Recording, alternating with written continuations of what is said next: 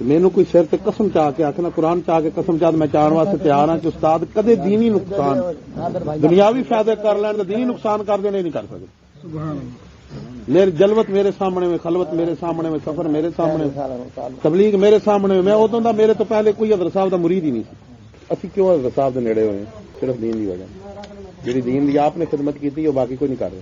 ہوں شرعی دلائل دی روح نال حضرت صاحب اور استاد صاحب دی عزت ضروری.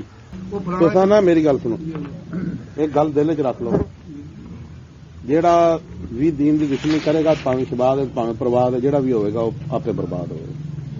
یہ دل چ رکھو.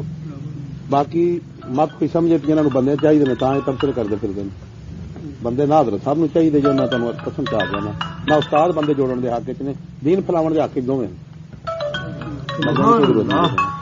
صرف دین ہاں نہیں. اور میں تقریباً نہ میری مجموعی طور دے اتنے میرے اندازے کے مطابق 22 سال ہو گئے نے استاد نال تعلق نے میرے.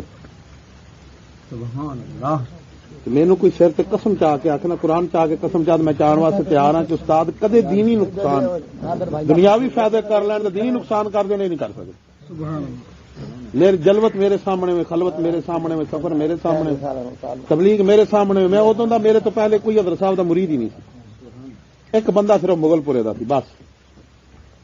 ابتدان جدو استاد تبلیغ شروع فرمائیے میں اس نال پہلے برملا باہر جدو کی اس نے کوئی درویش نہیں سی.